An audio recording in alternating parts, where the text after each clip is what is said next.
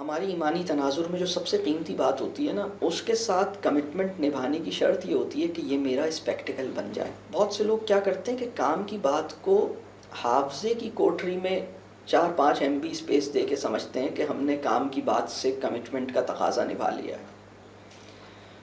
جب رسول اللہ صلی اللہ علیہ وسلم نے دین کی دعوت رکھی اہل عرب کے سامنے، تو میں اس بات پہ اکثر غور کرتا ہوں کہ ابو جہل کو بھی اس بات کا اندازہ تھا کہ رسول اللہ صلی اللہ علیہ وآلہ وسلم مجھ سے حق کے ساتھ جس کمٹمنٹ کے متقاضی ہیں وہ صرف اتنی نہیں ہے کہ میرے حافظے کی کوٹری میں 3-4 MB یا 2 MB کی اسپیس نہیں مانگ رہے۔ رسول اللہ صلی اللہ علیہ وسلم صرف میرے حافظے کی کوٹری یا حافظے کی یعنی میری میموری کے اندر 4 MB کی اسپیس نہیں مانگ رہے، بلکہ وہ میرے پورے شعور اور میرے پورے وجود اور میرے پورے محسوس کے اوپر، میرے عالم محسوس پر، میرے عالم شعور پر، میرے پورے وجود پر اس حق کے تسلط کو ڈیمانڈ کر رہے ہیں۔ وہ مجھے فلی کمپلیٹ سبمیشن کے لیے مجھے کال کر رہے ہیں، اور اسی وجہ سے اس نے کہا کہ یہ تو میں نہیں کروں گا بھائی، یہ تو میں نہیں کروں گا۔ اور وہ اس وقت بڑی عجیب ہم سچویشن میں ہیں۔ ہماری کام کی بات کے ساتھ جو کمٹمنٹ ہے نا، وہ بڑی کمزور اور بڑی خراب ہے۔ مطلب بات یہ ہے کہ ہم نے جو کام کی بات ہے اس کو ہم نے حافظے کے اندر 3-4 MB کی اسپیس دی ہے، اور ہم سمجھتے ہیں کہ اس کا یاد رکھنا یا اس کا جان لینا انف ہے، اس کا اسپیکٹیکل بنا لینا ضروری نہیں ہے۔ تو بہت سے لوگ ملتے ہیں زندگی میں، آپ دیکھتے ہیں بھائی آپ یہ کیا کر رہے ہیں، آپ کو یہ نہیں پتہ کہ آپ کو یہ نہیں کرنا؟ نہیں مجھے پتہ ہے، وہ میں جانتا بھی ہوں اور مجھے پتہ بھی ہے اور یہ میری میموری میں بھی ہے۔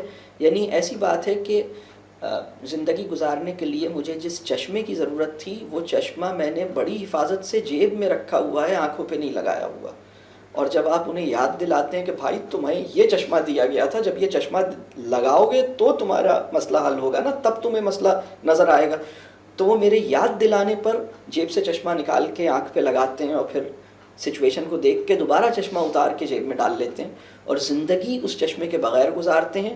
اس چشمے کو جیب میں رکھ کے اس لیے گھومتے ہیں تاکہ لوگوں کو بتا سکیں کہ میرے پاس یہ چشمہ بھی ہے، میں یہ بھی جانتا ہوں، مجھے یہ بھی پتہ ہے، میں نیچرل لرننگ بھی جانتا ہوں، میں ڈی اسکولنگ بھی جانتا ہوں، میں کیپٹلزم کے بارے میں بھی جانتا ہوں، میں اسلام کے ورلڈ ویو سے بھی واقف ہوں، اسلام کے ورلڈ ویو سے واقف ہوں، کیپٹلزم جانتا ہوں، لائف اسٹائل کے مسائل جانتا ہوں، میری نوئنگ میں یہ سب کچھ ہے، لیکن یہ میرا لینس نہیں بنا۔ یہ یعنی ایک بڑا قیمتی چشمہ جو میری ذوف بینائی کی شدید ضرورت ہے، یعنی میں قریب اندھوں جیسی زندگی گزار رہا ہوں، اور ایک چشمہ اللہ نے مجھے عطا کیا جس سے میری بینائی واپس آ جاتی ہے، اس کو جیب میں رکھ کے دوڑے جا رہا ہوں، بھاگے جا رہا ہوں۔ یہ والی کیفیت بعض اوقات انسانوں کی ہو جاتی ہے، بڑی عجیب سی بات ہے۔ میں بہت معذرت کے ساتھ میں ایسی مثال دے رہا ہوں، لیکن یہ میرا خیال ہے کہ ہماری سچویشن کو ہمیں سمجھنے کی ضرورت ہے۔ میں ایک اور بھی میٹافر یوز کرتا ہوں، اور وہ میٹافر میرا خیال ہے کہ اور اس سے بھی پہلے کا ایک اور میٹافر ہے کہ دیکھیے ہم سب کی مثال، ہم سب کی جتنے بھی لوگ اس وقت ہم اس مجلس میں بیٹھے ہوئے ہیں، اور اس وقت مسلم سوسائٹی میں جتنے بھی لوگ اس وقت زندہ ہیں، ہم سب کی مثال ایک میٹافر سے سمجھی جا سکتی ہے کہ کیونکہ ہم سب لیس دین 100 ایئرس کے اندر ہی اس دنیا میں تقریباً آئے ہیں، اور ابھی ہم اسی 20ویں اور 21ویں صدی ہی کے لوگ ہیں۔ ہماری مثال ایسی ہے کہ جب ہم نے آنکھ کھولی، یعنی آنکھ کھولی کا مطلب اویکننگ ہے، آنکھ کھولی کا مطلب ہمارے شعور کی بیداری ہے۔ یہاں آنکھ کھولی سے مراد یہ ہے، برتھ ڈے نہیں ہے، برتھ آف شعور ہے، ٹھیک ہے؟ تو ہم سب کی مثال ایسی ہے کہ جب ہم نے آنکھ کھولی تو اپنے آپ کو ایک ٹریک پر دوڑتی ہوئی حالت میں پایا۔ ہمیں پتہ لگا کہ ہم ایک ٹریک ہے جس پہ بھاگے جا رہے ہیں۔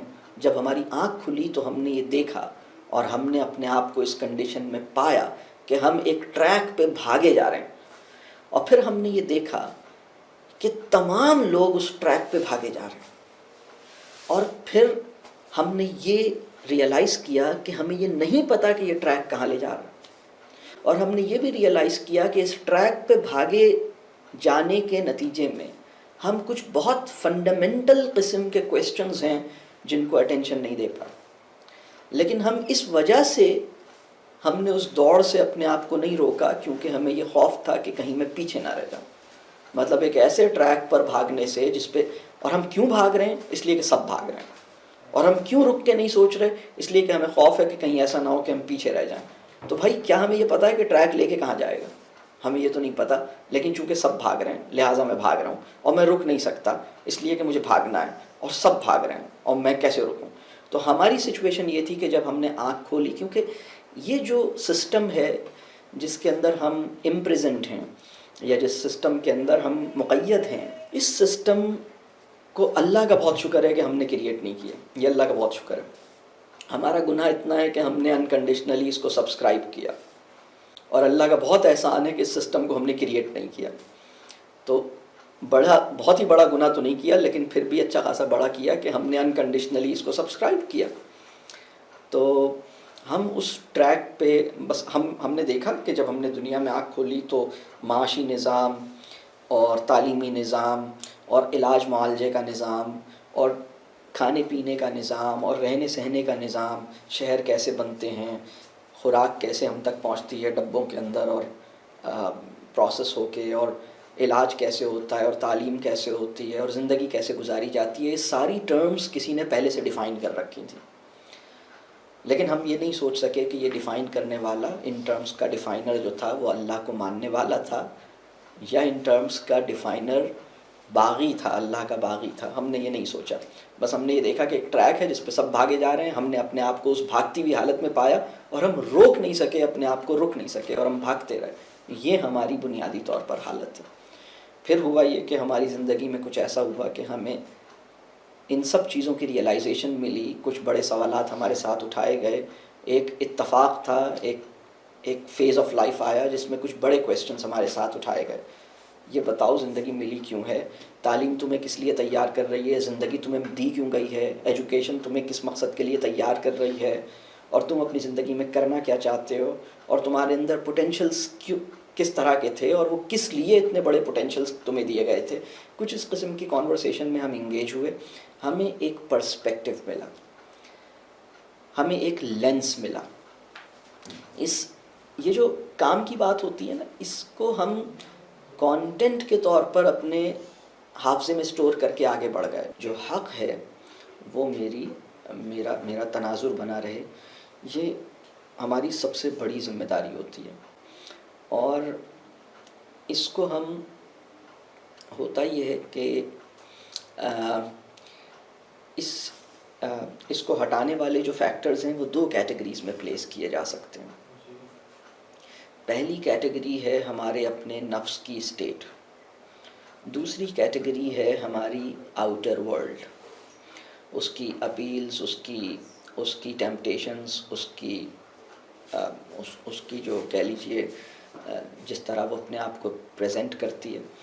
تو جب ہم اپنے نفس پر نظر نہیں رکھ پاتے، اپنے نفس پر نگاہ رکھنا ایک ون ٹائم ایکٹ نہیں ہے بلکہ مستقل ذمہ داری ہے. مستقل ذمہ داری ہے کہ آپ یہ دیکھیں کہ میرے دل کی حالت کیا ہے، میرے ذہن میں کیا چل رہا ہے. تھنکنگ اباؤٹ یور تھنکنگ یہ مسلمان کی ایک مسلسل ذمہ داری ہے. اور realising what you feel, how you feel about things, اپنے دل کو ٹٹولنا، اپنی انر کنڈیشنز کو ایسس کرنا، یہ ہماری مستقل ذمہ داری ہے. اور اسی طرح اب ہوتا یہ ہے کہ تو کبھی یہ ہوتا ہے کہ ہم اپنے اندر نظر نہیں رکھ پاتے. نفس ہمارے، اللہ نے ہمیں امتحان کی بہت بڑی شکل نفس کی صورت میں دی ہے. تو ہم اپنے نفس پہ نگاہ رکھیں، اپنے نفس کا تزکیہ کرتے رہیں، اپنے نفس کو دیکھتے رہیں، اپنے نفس کے داعیات کو سمجھتے رہیں. تو یہ اگر ہم کریں گے تو انشاءاللہ اس سے بہت بہتر ہوگا. کبھی کبھی کیا ہوتا ہے کہ ہم اپنے نفس کو رانگلی فیڈ کرتے ہیں، اور تزکیے کی جو ضرورت ہے اس کو سمجھ نہیں پاتے کہ تزکیے کی ضرورت کیا ہے. اگر آپ کا انسانوں سے تعلق اچھا نہیں ہو پا رہا تو آپ سمجھیے کہ آپ کو تزکیے کی ضرورت ہے، مزید ضرورت ہے. تزکیہ ایک ون ٹائم ایکٹ نہیں ہے. تزکیہ، اگر آپ کو گناہ کے لیے رغبت محسوس ہوتی ہے تو آپ کو تزکیے کی ضرورت ہے.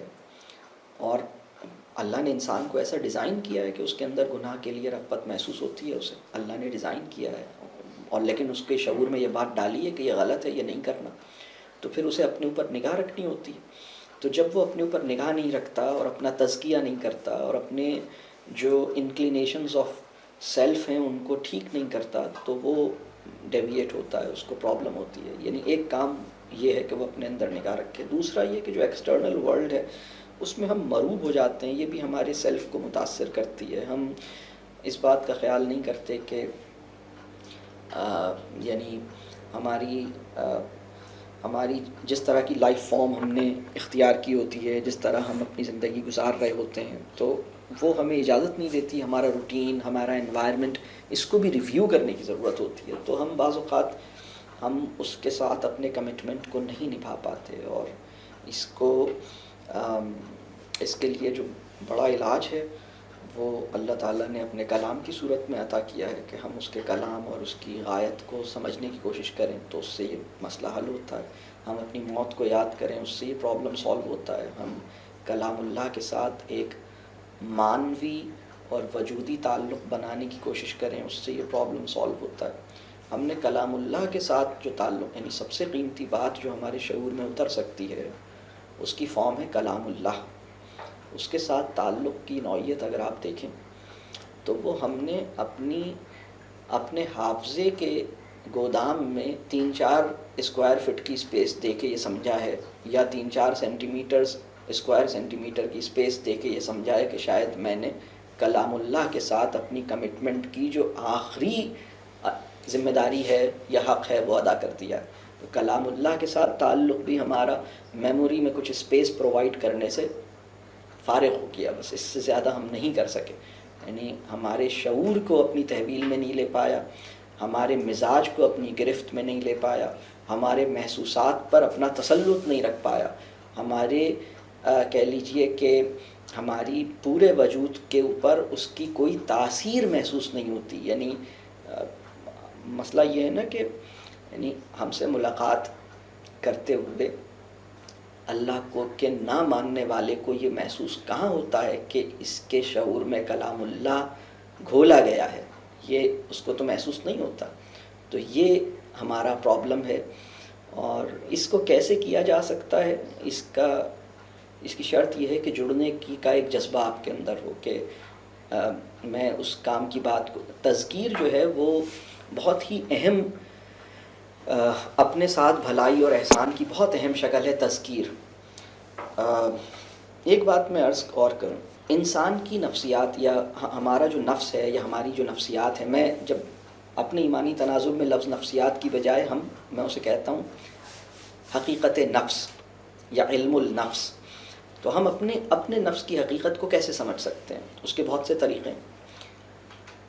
اس میں سے ایک طریقہ یہ ہے کہ ہم اس بات پہ غور کریں کہ وہ ہستی جو ہمیں سب سے زیادہ جانتی ہے، وہ ہستی جو ہمیں ہم سے زیادہ جانتی ہے اور سب سے زیادہ جانتی ہے، جب وہ ہمارے شعور پر کوئی اثر پیدا کرنے کے لیے کوئی کلام ہم سے کرتی ہے، یعنی جب اللہ ہم سے کوئی کلام کرتا ہے تو اس کلام کی نوعیت کیسی ہوتی ہے، اس کلام کی کمپوزیشن کیسے ہوتی ہے؟ تو اس کلام کی کمپوزیشن یعنی یہ یوں سمجھ لیجئے کہ ایک عاشق نے اپنے محبوب کو ایک خط لکھا، اس خط کے کانٹینٹ کو پڑھ کر آپ کو محبوب کی سائیکی کی ریالٹیز سمجھ میں آئیں۔ میری بات سمجھ آ رہی ہے میں کیا کہہ رہا ہوں؟ تو اللہ جس طرح سے ہم سے مخاطب ہوتا ہے وہ ہمیں ہمارے نفس کی حقیقتوں کو سمجھنے میں معاون ہے۔ یعنی اللہ اگر ایک بات کو پھر کرتا ہے اور پھر کرتا ہے، یعنی بہت سے لوگ ویسٹ میں بہت سے لوگ ہیں جنہیں قرآن پر جو اعتراضات ہیں ان میں سے ایک اعتراض یہ ہے کہ یہ ہمیں بک نہیں محسوس ہوتا، اس کے اندر تھیمیٹک چیپٹرز کیوں نہیں ہیں، اس کے اندر یعنی بک کا جو نظم ہوتا ہے، بک کا جو ڈسپلن ہوتا ہے، یہ اس سے باہر ہے۔ This doesn't look like a book. اور بات بالکل ٹھیک ہے، مطلب ایسا نہیں ہے کہ اس میں اخلاق کے اوپر ایک چیپٹر ہو اور نماز پر دوسرا چیپٹر ہو اور کسی اور چیز پہ تیسرا چیپٹر ہو، ایسا نہیں ہو۔ تو ہر تھوڑی دیر کے بعد وہ بات پھر دوبارہ آ جاتی ہے۔ آپ کہتے ہیں کہ اگر آپ غور کریں تو آپ کو پتہ لگے گا کہ ہر پیج پر مرکزی مضمون کی تکرار محسوس ہوتی ہے. آپ کو یہ ایکو محسوس ہوتا ہے جو سینٹرل تھیم آف دا قرآن ہے. اٹ ریزونیٹس آن، یعنی ہر 4-6 باتوں کے بعد دوبارہ وہی بات آپ کو کہتے ہیں یار یہ بات ابھی تو بتائی تھی آپ نے، دوبارہ کیوں بتا رہے ہیں؟ ابھی تو آپ نے بتایا تھا کہ بھائی ایک اللہ ہے بس. اس کے اب تھوڑی دیر بعد پھر بتا رہے ہیں ایک ہے، ایک کے علاوہ نہیں ہے، بس ایک کی پرستش کرو، ایک کو مانو، ایک کو فالو کرو. کیوں بتا رہے ہیں آپ؟ ابھی تو بتایا تھا آپ نے. تو یہ تو مجھے پتہ لگ گیا. بھائی آپ کو پتہ لگا ہے، صرف پتہ لگا. اتنی قیمتی بات کے ساتھ وابستگی، اتنی قیمتی بات کے ساتھ جس نوعیت اور جس درجے کی کمٹمنٹ مطلوب ہے وہ پتہ لگنے سے حاصل نہیں ہو سکتی. اس کو اپنے وجود کا حال، اس کو اپنے شعور کی ایک کہہ لیجئے یعنی میرے شعور میں گھول دی جائے یہ بات. یعنی بات یہ ہے کہ یہ صرف پتہ ہے. اب اگر تمہیں یہ بات پتہ ہے تو تم مانگتے تو کسی اور سے ہو. تمہیں مدد کی، دیکھیں اگر آج کے مسلمانوں سے یہ پوچھا جائے کہ تمہیں اپنا سب سے بڑا سہارا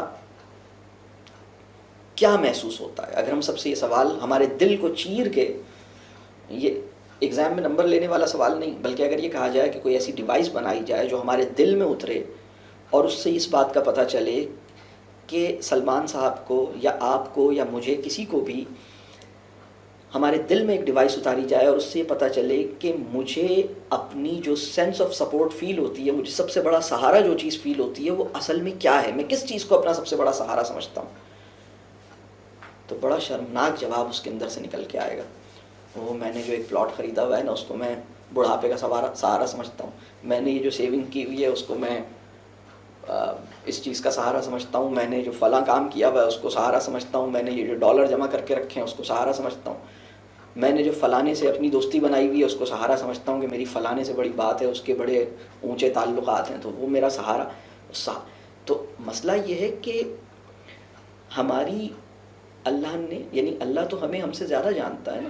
اس نے جس یعنی کلام اللہ کو پڑھتے ہوئے اگر ہم اپنی حقیقت نفس کو سمجھنا چاہیں تو اس پہ اس بات پہ غور کیجئے کہ وہ بات جو آپ کو بار بار بتائی جا رہی ہے اس بات کو بھولنے کا خطرہ سب سے زیادہ ہے آپ کے نفس کے اندر. تو اس بات کو اتنی دفعہ بتانا ہی میری ضرورت تھا. مسئلہ یہ ہوتا ہے کہ جو بات ہمیں بار بار بتائی جاتی ہے ہمیں وہ ٹھیک نہیں لگ رہی ہوتی. ہم کہتے ہیں یار یہ تو کوئی نئی بات کیوں نہیں ہے، کیونکہ مغرب نے ہمیں ایک تلاش حق کا متلاشی کوئی اور نفس ہوتا ہے، نئی بات کا متلاشی کوئی اور نفس ہوتا ہے. یعنی اللہ کرے کہ ہم تلاش حق کے، ہم حق کے خوگر بنیں، ہم نیونیس ہونی چاہیے، سم تھنگ نیو. مجھے کوئی ایسی بات بتائیں جو نئی ہو، نئی کے تلاش میں نکل گیا، اسے 2 رکوع بالکل اپیل ہی نہیں کیے، اسے کلک وہ والی آیت کر رہی ہے جو اسے نئی سی معلوم ہو رہی ہے، عجیب سا اس کا. یعنی ہم اپنے نفس کی تمام نجاستوں اور تمام کھوٹ کے ساتھ ہم یہ چاہتے ہیں کہ کلام اللہ میرے مطابق ڈھلے، میں کلام اللہ کے مطابق اپنے آپ کو نہ ڈھالوں. یہ ہے ہمارا کلام اللہ سے تعلق کی سطح اتنی نیچے گری ہوئی ہے. تو یہ جو بات ہے کہ میں اس کمٹمنٹ کو کیسے نبھاؤں، تو بات یہ ہے کہ سب سے قیمتی بات جو میرے شعور میں اتر سکتی ہے اس کی شکل ہے کلام الہی. اور کلام الہی سے تعلق کی یا وابستگی کی جو مطلوب سطح ہے وہ یہ ہے کہ وہ میرے شعور کلی یا میرے وجود کلی یا جسے میں ہولسٹک سیلف کہتا ہوں یا جسے میں ٹوٹیلٹی آف مائی سیلف کہتا ہوں، اس کے ساتھ میں اس سے وابستہ ہوں اور اس کو میں مینٹین کرنے کی کوشش کروں. تو اس کی یہی شرط ہے کہ میں بار بار اس کی طرف رجوع کروں اور ہر وہ بات جو اس سے الائنڈ ہے، اس کے ساتھ کنسسٹنٹ ہے، اس کو بھی میں اپنے شعور کے اندر اسپیس دوں. تو اس کی دعا بھی کرنی چاہیے، اس کی اللہ سے مدد بھی مانگنی چاہیے، اس کے لیے مستقل دعا کرنی چاہیے. کوئی انسان یہ دعویٰ نہیں کر سکتا کہ کلیئرٹی اسے مل گئی ہے تو یہ اس سے چھنے گی نہیں. کوئی انسان یہ دعویٰ نہیں کر سکتا.